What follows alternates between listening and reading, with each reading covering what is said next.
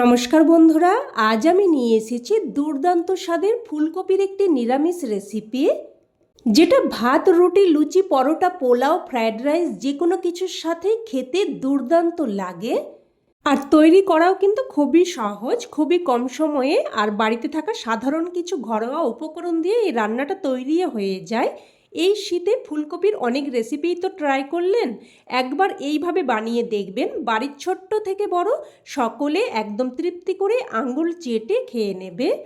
তো প্রথমেই আমি এখানে একটা মিডিয়াম সাইজের ফুলকপিকে দেখুন ঠিক এই রকম একটু মিডিয়াম সাইজ মতো করে কেটে নিয়েছি। তারপর এখানে একদম ফুটন্ত গরম জলে ফুলকপিগুলোকে ভালোভাবে ডুবিয়ে প্রায় 6 থেকে 7 মিনিট মতো রেখে দেব। এতে করে যদি ফুলকপির মধ্যে পোকামাকড় থেকে থাকে সেটাও বেরিয়ে যাবে আর ফুলকপিগুলো খুব সুন্দরভাবে পরিষ্কার হয়ে যাবে। এবার আমি এখানে নিয়েছি একটা ক্যাপসিকামটাকে এইরকম একটু মিডিয়াম সাইজ মতো করে লম্বা মতো করে কেটে নিচ্ছি। খুব একদম ছোট করে কাটবো না। তো ক্যাপসিকামটা কেটে নিয়েছি।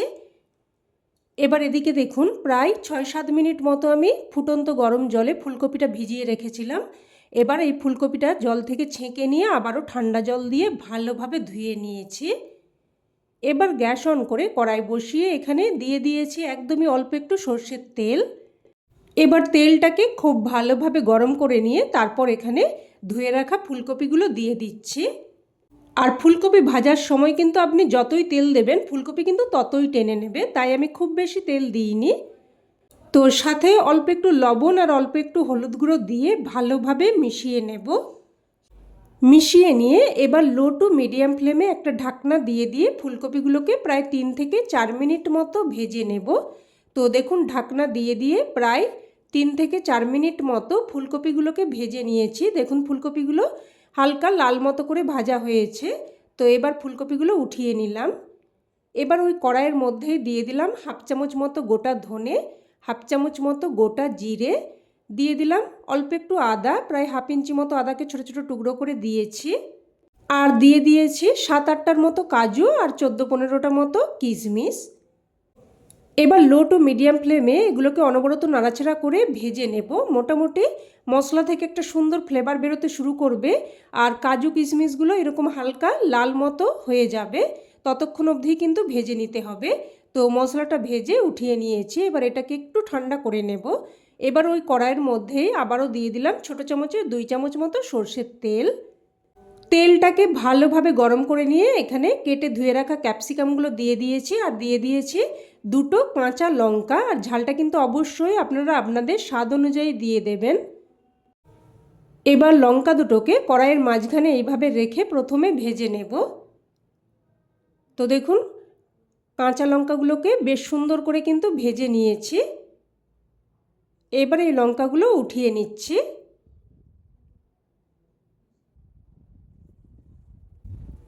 লঙ্কাগুলো উঠিয়ে এক সাইডে রেখে এবার একটা ঢাকনা দিয়ে ক্যাপসিকামটাকে 2 মিনিট মতো ভেজে নেব। এবার এদিকে মশলাটা কিন্তু একটু ঠান্ডা হয়ে গেছে। মশলাগুলোকে একটা মিক্সিং জারের মধ্যে নিয়ে নিলাম আর সাথে যে 2টো কাঁচা লঙ্কা আমি ভেজে নিলাম ওই কাঁচা লঙ্কাগুলোও নিয়ে নিলাম আর অল্প একটু জলও দিয়ে দিলাম। এবার সব কিছুর একটা মিহি পেস্ট বানিয়ে নেব। তো দেখুন একটা মিহি পেস্ট বানিয়ে নিয়েছি।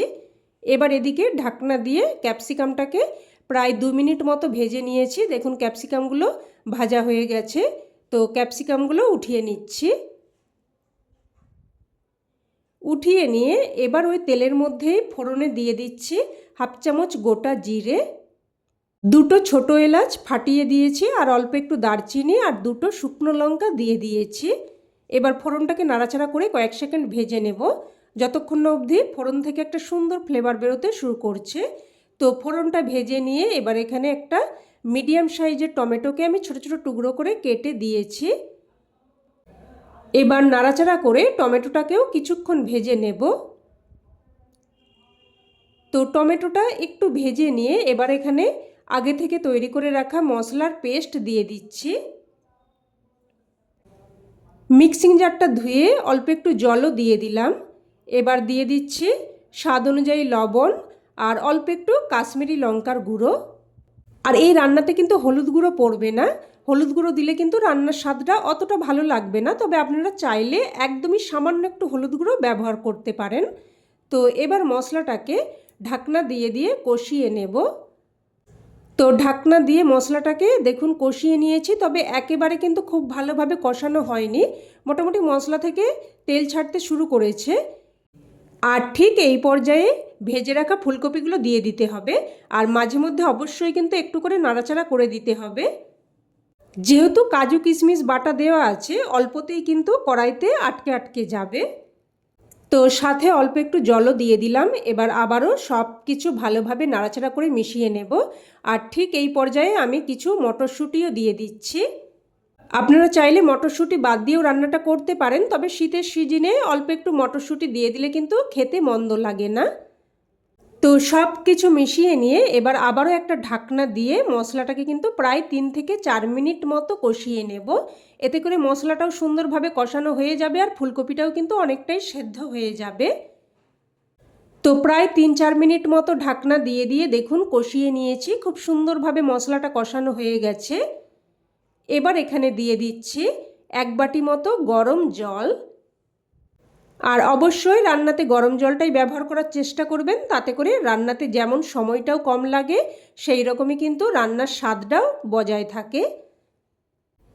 তো সব কিছু ভালোভাবে মিশিয়ে নিয়ে এবার ঝোলটাকে ফুটতে দিলাম। ঝোল ফুটে আসলে এবার একটা ঢাকনা দিয়ে মিডিয়াম ফ্লেমে প্রায় 4 থেকে 5 মিনিট মতো রান্না করে নেব।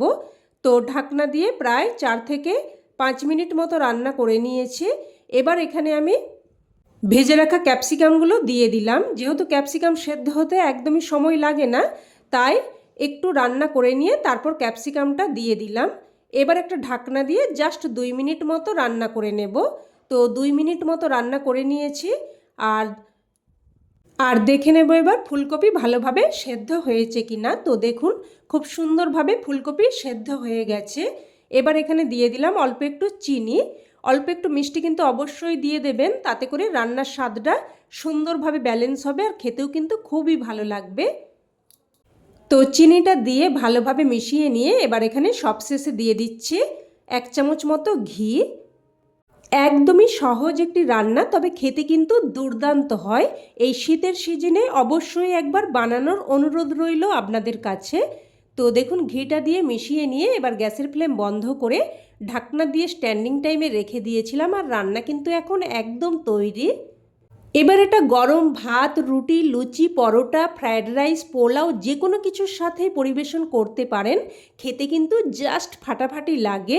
অবশ্যই এইভাবে একবার বানিয়ে দেখবেন, না হলে কিন্তু এর স্বাদ আপনারা উপলব্ধি করতে পারবেন না। তো রেসিপি কেমন লাগলো অবশ্যই কমেন্টে জানাবেন, আর ভালো লেগে থাকলে লাইক শেয়ার করতে যেন ভুলবেন না। আর চ্যানেলের নতুন বন্ধু হয়ে থাকলে চ্যানেলটিকে অবশ্যই করে সাবস্ক্রাইব করে নেবেন। তো আজ এই অবধি, আবারও অন্য কোনো রেসিপিতে দেখা হবে। ততক্ষণে ভালো থাকবেন, সুস্থ থাকবেন। ধন্যবাদ।